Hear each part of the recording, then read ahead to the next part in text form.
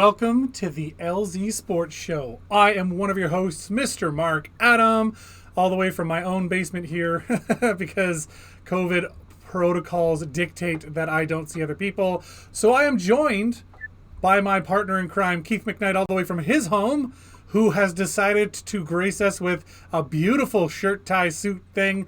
I love it, man. You're looking good, Still rocking the shades, I see. How's it going over there? Much. Yes. It's going well. How are you? I'm great. I'm glad you could join me this morning. We've got some of the technical difficulties sorted out. And we've got a little bit of extra going on in the background. I don't know if you can notice, but ever so slowly that drone shot is playing in the back. Isn't that crazy? I'm so grateful and appreciative that you have the equipment and the time to, make that happen, Mark. Thank you so much. And the fact that you've elapsed it to, carry the whole show, let it around. I'm really eager to see what other shots you have for future episodes. So yeah, excellent. Seating ovation for you. I love standing ovations are out of they're out. We're just in the COVID era. People are too lazy now. If you would like, you can follow us on all the social medias. The WPG Magazine on Facebook, Twitter, Instagram, and obviously YouTube. And we would love it if you would like and subscribe to these videos. It goes a long way for us. That one click might not mean something to you, but for us, that's a big deal. If you want to voice your opinion, give us a call. 431-800-4555. That's the WPG Sports line. You can leave us a message. We'll use those voice messages on future episodes of the show. Or you can email us at thelz@thewpg.ca. Just in case you're not one of those voice people, you get your thoughts together better when you write it out. Try that. So, without further ado, we will hear from our sponsor and get rolling. So we'll be right back after this. Make your house a better place to come home to with Aquatech Pool, Spa, and Bath. We've been delivering complete customer satisfaction for over 40 years. Whether it's a fully completed backyard escape, a completely renovated bathroom, or a premium upgrade on outdoor furniture, Aquatech is the only name you need to know. That's because if it's an Aquatech job, it's an Aquatech team working on it. No outsourcing, no subcontractors. We do it all. Visit our one-of-a-kind showroom today at 1065 Dugald Road. Aquatech Pool, Spa, and Bath. We create better places to come home to. Thank you very much to our sponsor, Aquatech Pool Spa and Bath. We are going to jump straight to the highlights, and then we're going to talk about what we have just seen, because last night was a crazy game and a wonderful game if you're a Jets fan. Not such a great game if you're a Calgary Flames fan. Let's jump right into this, shall we? Because in the first period, right off the get-go, power play for Calgary. And let me tell you, Johnny Gaudreau, he got the nickname Johnny Hockey for a reason. A little bit of stick handling, sees that backdoor pass, comes right back across. Bam! That was some fancy stuff right there. I love it. Then the Johnny Gaudreau again just showing off a little bit. And then Connor Hellebuyck gets to show off just a little bit on that save right there. I like that stop. That's a good one. Right on. Now, the Jets already having scored. Nate Thompson potted one. And then here comes this awesome pass from Connor to Scheifele. Look at Scheifele outworking Tkachuk in the neutral zone. And Tkachuk just, I'm going to try and take the penalty. What a terrible place to try and take a penalty. Now it's a 2-on-1. And Scheifele's not going to miss from there when you got Kyle Connor serving up that kind of thing. Off to the second period we go. And it just goes all Jets from here. Nikolai Ehlers deciding that he is going to run this show. Look at this move here. Confuses about 3 Calgary Flames who all converge on him, leaving Scheifele wide open not only to get the shot but his own rebound. Beautiful. Scheifele back to Ehlers, and then Ehlers fakes the shot. Slap pass over to Kopp, who just taps it in. Ehlers, an absolute wizard on the night. The Jets not done there. Third period. Riddick in for Markstrom. They've pulled him, and it doesn't help. Second shot on Riddick. Goes in. Oof, rough night for the Flames. 5-1 Winnipeg. You can't imagine that man right there is very happy about that outcome. You can't imagine. So, Not yeah. one bit. No. And you saw that he loosened up his top early at the third period, I was like, we were testing it, and it's going to be a long period for the Calgary Flames. And rightfully so it was, Mark. Yeah, absolutely. Sorry about that music playing a little longer there, folks. It didn't want to turn off. It was in a groove. But yeah, no, I thought the Jets played absolutely great. I thought the Calgary Flames team that showed up 2 days ago, that was not who showed up tonight, or last night rather.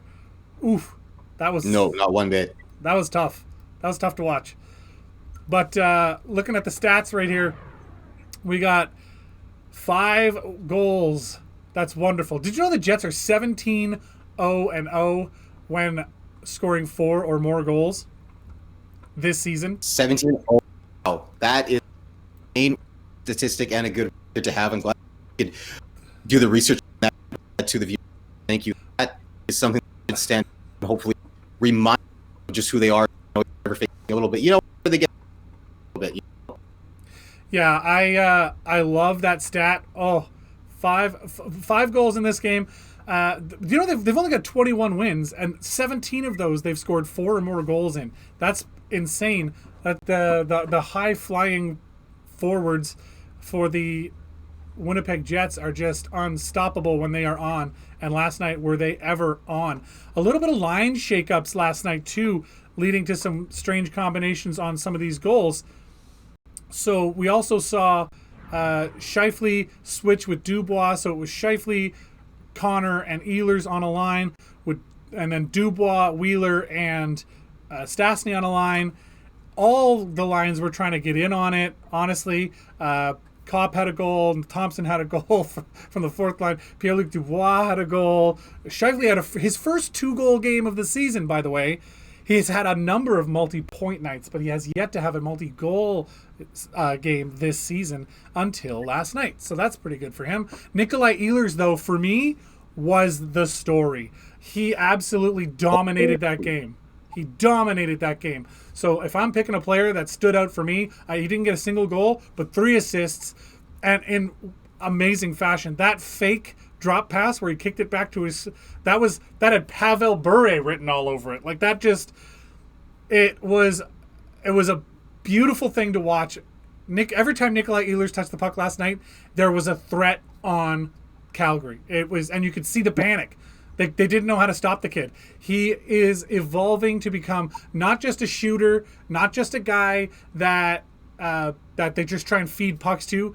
He's not a one-dimensional player. And Dennis Bayak last night, maybe it was Ray Ferraro. One of them said Ehlers was better than Laine. And right now, given the evidence, I'm going to have to agree. He actually is. He plays both ways. He makes plays on the defensive end. And that first goal the second goal, the one Scheifele scored from Connor on that 2-on-1, that started on the half wall in his own end with Ehlers having the vision to find a streaking Kyle Connor right up the middle of the ice. And then bam, off he goes. And Scheifele, basically skating from his own goal line, so a 200-foot play, skates all the way down the ice, and the lineup changes. Paul Maurice, genius, but for me, Nikolai Ehlers has not played better hockey than he has as of late. He is a monster, and I think I texted you last night, Ehlers is a god, but I mean that might be a little bit of exaggeration, but yeah, who did you pick out? From the Kingdom of Denmark. Oh, yeah. Yes, yeah. Really comes nice. I picked Blake Wheeler. Even though he may not have somebody that may have statistically been involved, something happened with him after that other loss, and he was just like, we got to beat this team, and we don't want to come back. And he just must have said something to them in the locker room. There might have been a player meeting. I'm not sure. They wanted to keep things really tight, run a tight ship, and not let losing start thinking in or even have any thoughts about it. And I think that he has some credit here because, he has that C on his jersey for a reason. And I think last night he really exuded Y on a different level. Absolutely, I would have to agree with you. Blake Wheeler's play has been great, so I have no argument against Blake Wheeler being chosen. He's been playing some wonderful hockey, leading by example in a lot of places, often leading by scoring the first goal of the game as of late. He's got a couple of games where he's the first goal scorer of the night. So, I mean, yeah, Blake Wheeler is hard to argue with. Last night, Hellebuck was absolutely on fire. He made some great stops. So as poor as Calgary really played, they still managed 30 shots. And when you manage 30 shots and some of the guys on your team are Johnny Gaudreau, Matt Tkachuk, there's some caliber players there that do have some skill. And so when you allow 30 shots, some of those are going to be very dangerous. And we saw even in the highlight package, there was a couple of times where Hellebuck decided, nah, not tonight. And that's what Vezina winners do. So what did you think of his play? I thought, like you said, that's what Vezina Trophy winners do. And he was showing why he can stand up to some of the best shooters in the league. You know, he back down. So through the highlight package, you look at him, he was in the D3, the Mighty Ducks, Coach O'Ryan tells Julia the Cat Gap to tie up when the breakaways coming in. You see him not wait. You know what I mean? He was always ready to really take a shot. Good coaching there from Coach O'Ryan to let me get me thinking, my wheels turning, and realize that, you know, like Connor Hellebuck, he was on point last point 1. He might as well have been a shot. Absolutely. I mean, that was I love watching the Jets play. When they play like that, it's mesmerizing. And I mean, when certain players play that way, it's mesmerizing to the other team. And we saw that when Ehlers touched the puck, all Calgary eyes were on that guy.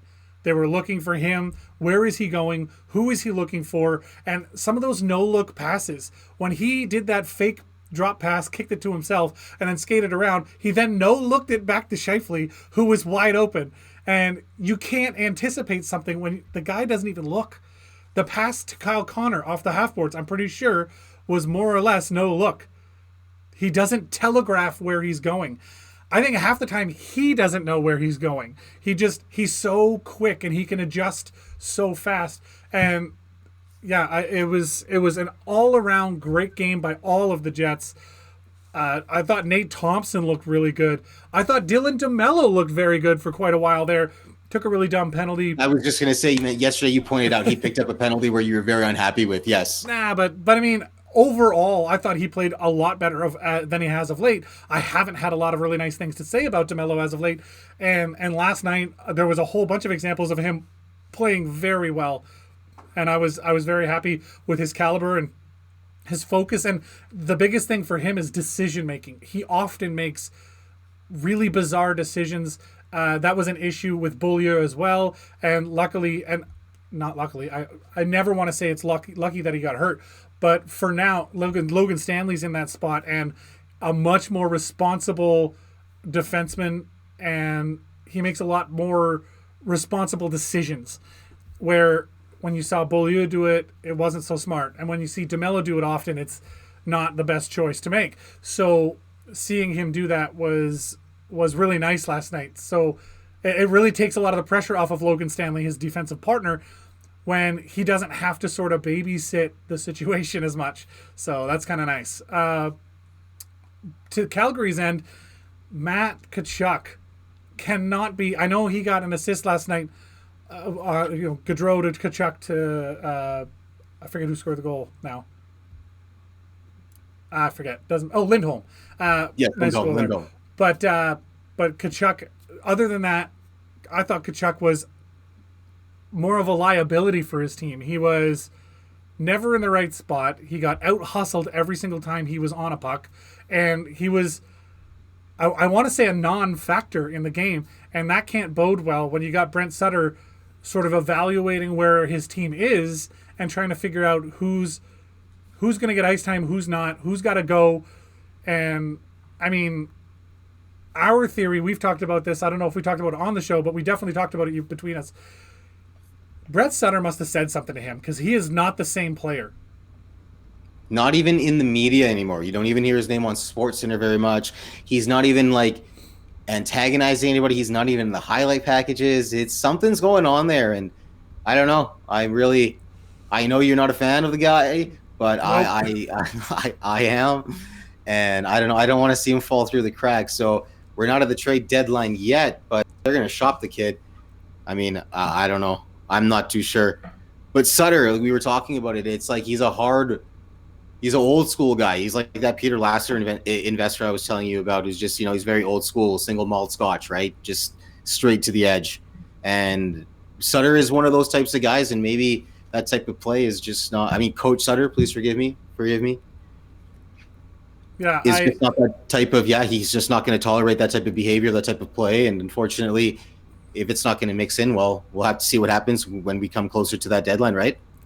Yeah, and I mean, it's not far away. April 12th is coming up sooner than a lot of GMs would like. That's in this shortened season. It's usually you've got quite a few more games under your belt to know your players and to know the guys on your taxi squad and to know the guys in the AHL on your affiliate team. There's a little more time generally to have that evaluation set up, a little more time for scouting other clubs and other players and figuring out who's going to be a good fit and who isn't. And in this shortened season, a lot of that has been rushed. And so Very rushed. I think you'll see a lot more of a lot less wide open, crazy blockbuster trades because of the uncertainty that brings. So I think you're going to see a lot more reserved movement from a lot of GMs in the league, and that's just sort of where we're at right now. So yes, so can't get around it. Like you said, with the shortened season, it's like the pressure's on, not alone to win, but you got to also make decisions in the front office too as well. yeah, You keep reminding us of the shortened season. I think we all tend to forget that because I think, fans, let it be media, whatever it may be, I think we're all just excited to have hockey back, and we just automatically have taken an 82-game season for granted. So we just haven't thought that, oh wait, the end is kind of a little bit sooner than we think. yeah. Well, it's coming up on us real quick. How many games have the Jets played now? Close to 30, just over. It was. We can pull up their record there for our. I got the stats coming up there. 36 games. Please. 36. Yeah. So there's 20 games left on the Jets season. That's not a lot of time, but the playoff picture looks real good for the Jets right now. And let's bring that stat up for you so you can see it. I think that the Jets are in a really good spot. They're playing great hockey, 6-4-0 in their last 10. Again, 2 of those losses were to the Edmonton Oilers in games that they played phenomenal hockey, and Connor McDavid stole the game essentially for both games.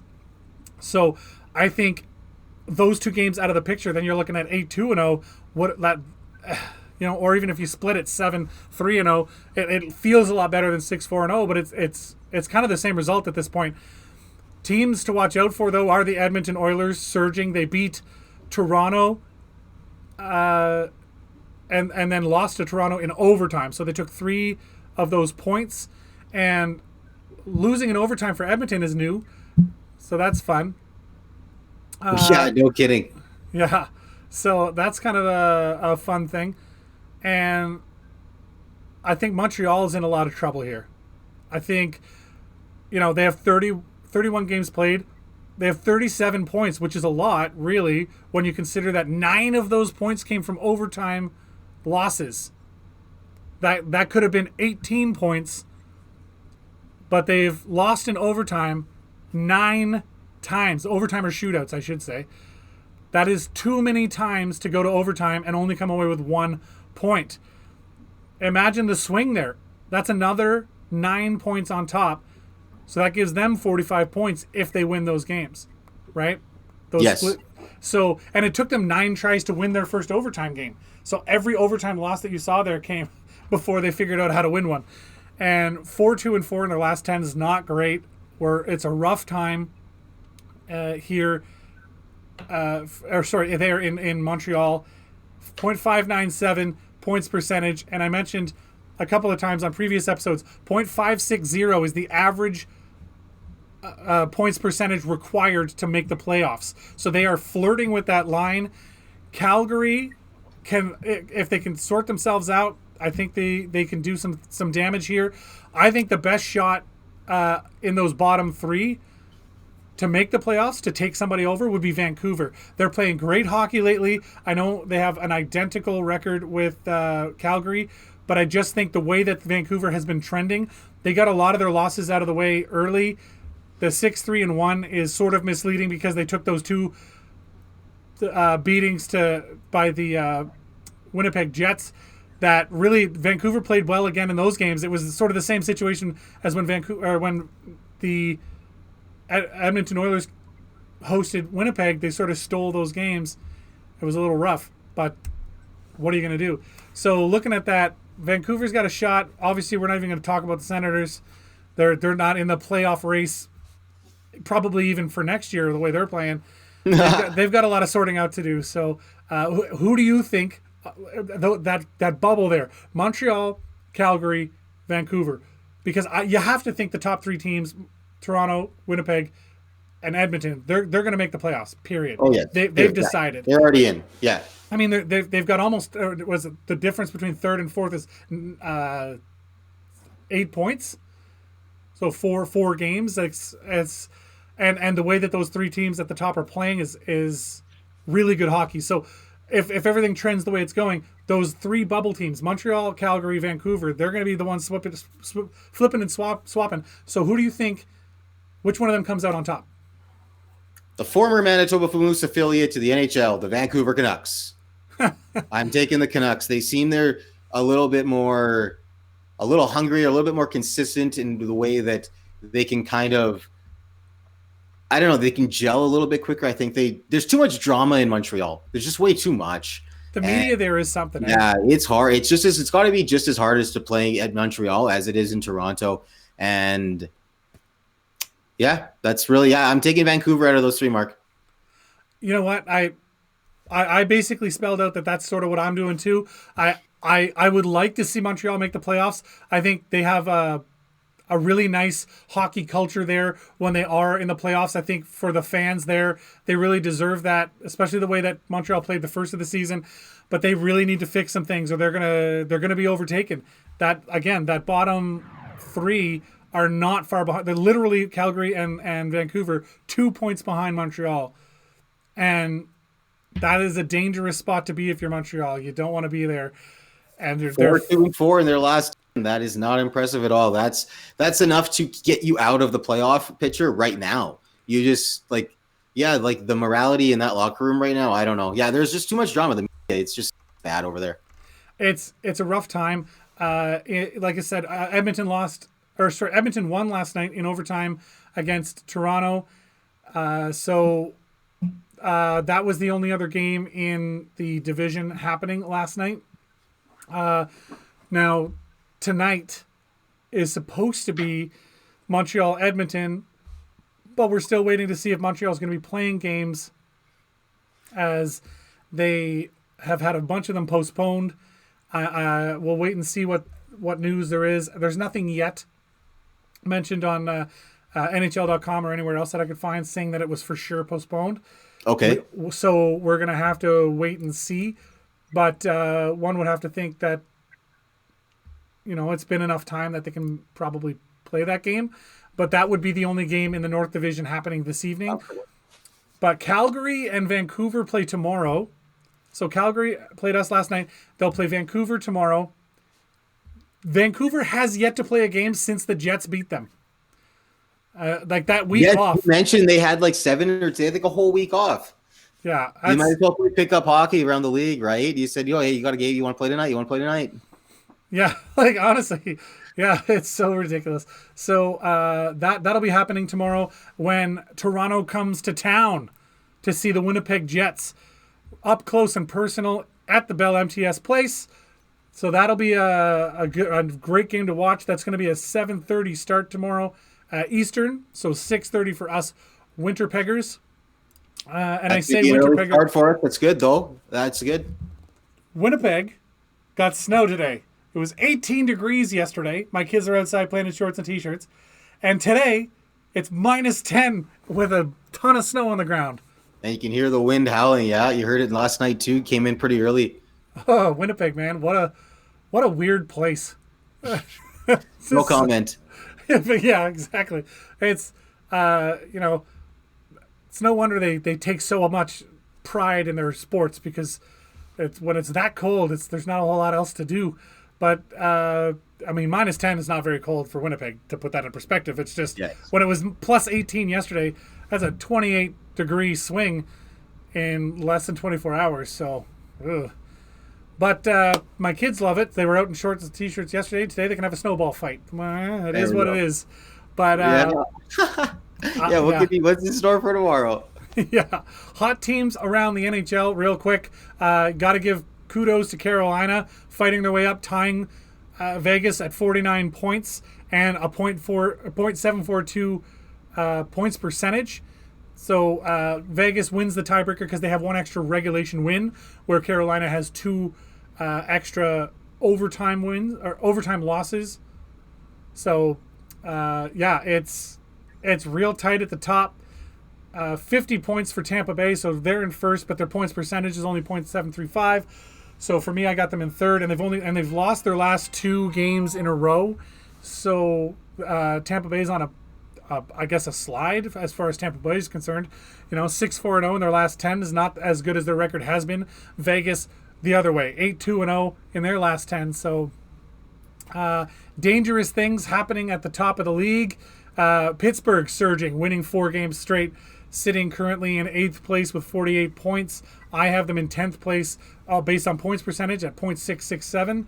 So, 7-2-1 in their last 10. They're a strong club. Watch out for them.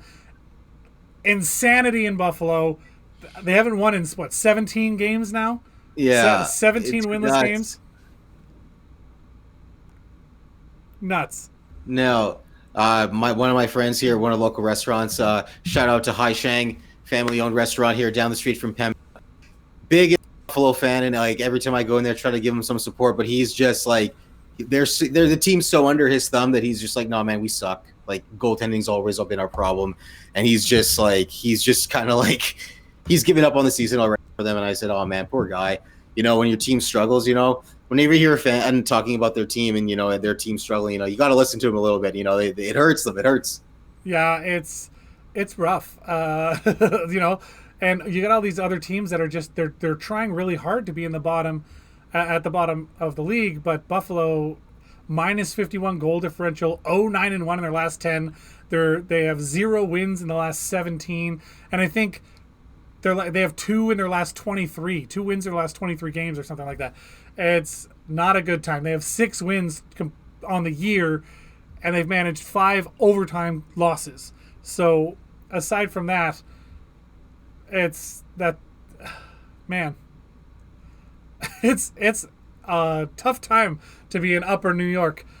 Upstate New York is not a good hockey vibe right now. They have a big following as well from the Toronto fan base, because it's not a very far drive, and so it's not like they don't. Excuse me, it's not like they don't get support. So I don't know. Hopefully they figure it out. We'll see what happens. It's not my money though. Yeah, not my money, not my problem. Yeah, no money, no problem. So they're the coldest team I've ever seen in the NHL, to be honest. So, and it's funny because they're 0-9-1, and that 1 was their last game. So, because they've got an overtime loss, and that was their last game they played was an overtime loss, and they had 9 straight regulation losses leading up to that. That is not a good place to be. Sad state of affairs in Buffalo. And I guess that'll be where we leave it for today, unless you have anything else that you would like to discuss, Mr. McKnight. I don't really think so. I know that I spoke quite confidently that this team was going to beat Calgary, go 3, wanted them to come back with, 6 points from that road trip. Unfortunately came back with 4. But like you said, you lose, you learn a lot more about the team and stuff when you lose, and, let them suffer a few losses here. They've already had that big one to Montreal. They had those 2 in Edmonton. This is another potential playoff team that they could be seeing, right? So Who knows? Now we got Toronto coming in. Let's move on to the next, or as Jay-Z and Kobe would say, on to the next one. So here we are. Toronto's coming in tomorrow, and I think that it'll be a tight game. I won't I know fans don't like hearing it and being discouraged when you think a game's going to go to overtime. It's like a bad omen, but don't be surprised if that game does go to overtime and into a shootout, because I don't think either team's heading into tomorrow's next contest with any intentions on losing. And that's going to be really good for the fans tomorrow and everybody watching at home. Yeah, I agree. And to your point, 4 points out of 6 doesn't sound like that's perfect, but it was a road trip, and it was the last 3 games of a span where they played 12 road games in 14 games. Yes. And of the 17 games they play in March, 12 of those were on the road. That's a lot of road games to play all at once. So to come out of that, winning both in Vancouver, winning 2 out of 3 in Calgary, Edmonton was a stumbling block. But overall, I thought the Jets, they played awesome hockey this month, period. Awesome hockey this month. Can't ask for anything better from them if you're head coach Paul Maurice or anybody behind the bench, or even if you're Mr. Shovel Day Off or Simmons or Heisinger up there as well. So, those guys should be happy with the team that they put together. And credit to the scouting department. Finally, everything that they've cohesively worked with for the last couple of years, and, making a few key moves here and there. They haven't been very aggressive with moves that they've made in the offseason, just here and there. And here we are now. The other wonderful thing about the Jets, they went 4-0 against Vancouver for the month. They went 2-2 with Montreal for the month. And 2 of those were overtime games. So that was a little rougher, where they gave Montreal, of those 8 points, they gave Montreal 6 of them, right? So they lost twice and they won twice in overtime. But then they went 2-3 with Toronto so far, with another game yet to play tomorrow to close out the month. That's been great. They did lose those 2 games to Edmonton, and that was the only time they saw Edmonton in March. So that was rough. But then going 2-1 against Calgary, it's just, March has been an amazing month for the Jets, and hopefully they can close it out with another win against the Leafs tomorrow. If they can shut down Austin Matthews, who's playing possessed hockey lately, and it's not like there's people around him who aren't playing amazing hockey too, in Spezza, Marner, Thornton, Tavares. It blows my mind when I go through the roster of that team to this day. I know I say that over and over, but man, that roster is scary on paper, and they're proving it on the ice. Hence why they're first in the North Division. So time will tell. I'd love it if you followed us on all of our social medias. We have the Facebooks, the Twitters. So tweet us, Twitter us, tweet us, ya twits. I don't know. Instagram. Follow, like, and subscribe on YouTube. That's a big deal for us. And while it may not seem like a big thing to you to click that button, it really, really does mean something on our end. As well as you can voice your opinion on the WPG Sports line. Leave us a voice message at 431-800-4555. We would love to hear from you. We'll use those voice messages on future episodes of the show. You can mail us with the e-style. So email. Yes, please. TheLZ@thewpg.ca.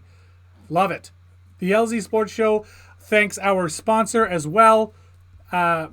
We love Aquatech Pool, Spa, and Bath. Wonderful support, wonderful bathrooms. I think their new slogan is "Relax, Aquatech's got it." So that basically says it all. So for us here in the LZ, I am Mark Adam. My partner today, Keith McKnight. We'll see you next time in the LZ.